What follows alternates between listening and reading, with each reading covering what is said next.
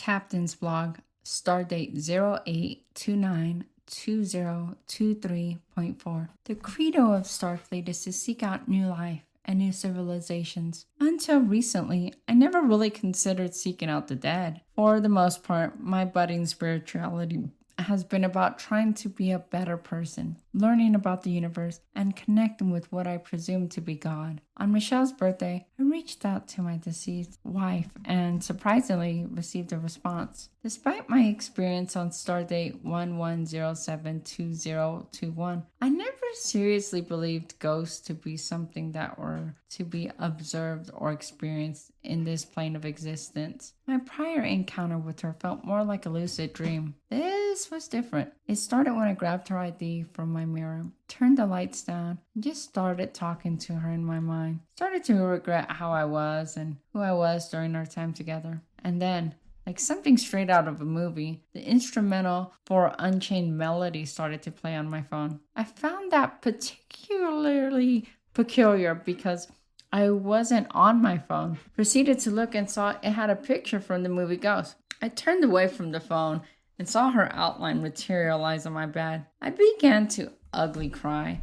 I reached out my hand and felt that she grabbed it. Michelle seemed to communicate directly into my thought. She asked about a very specific event in my life that I never speak of. That event was unrelated to us, but it seemed she was reacting to it. I didn't want to respond to that. What preceded felt like I could only describe as an argument. The song Break Even by the Script played. It felt as if Michelle was signaling that she had moved on, that she no longer felt for me as I did for her. I proceeded to try and engage a bit more, and I think she must have got irritated or something because it seemed like she was gone and the music stopped. I sat there feeling unusual because the encounter had unfolded in a way I hadn't anticipated. I wasn't done talking, and yet it felt like she was gone. Later, I discovered that the song Unchained Melody wasn't in my likes or playlist. Proceeded to grab her picture and do the same thing the very next night. Remarkably, Unchained Melody began to play again. There I saw a full outline of Michelle on my bed. Seemed like she was synced with my thoughts again. I talked to her about the kids and lamented about the timing of her passing, among other things. Despite her seeming detachment, I emphasized that she would always be a part of our family. At that moment, Faith Hill's There You'll Be began to play. The song captured the essence of our feelings towards each other. A white luminescent hand appeared holding mine. Then it was gone. The whole thing gave me a bit of closure too. I told the crew about what happened, and they were naturally curious, full of questions. They wondered why they hadn't experienced similar encounters with Michelle or their grandma. I had no answers for them, although I do plan to try to do something during my mom's birthday to see if something comes out of that. I'm not sure how to even go about that during a group event, but I guess we'll see. Now that some time has passed since all of that, I'm still trying to figure out how to interpret all of this. If this isn't me losing my mind, if death isn't the end, what comes next? How much interaction do the departed have with this life?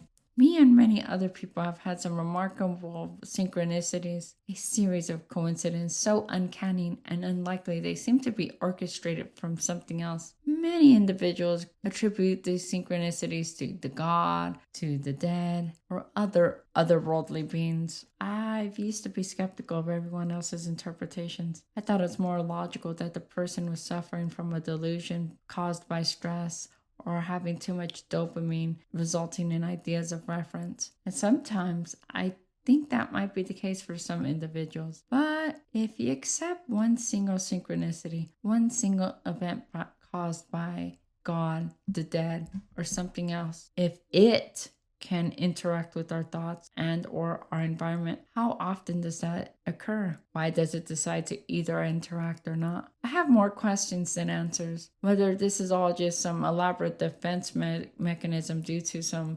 existential need for meaning, some defense mechanism failing on the part of my brain biology, or something more profound, I can't say for certain.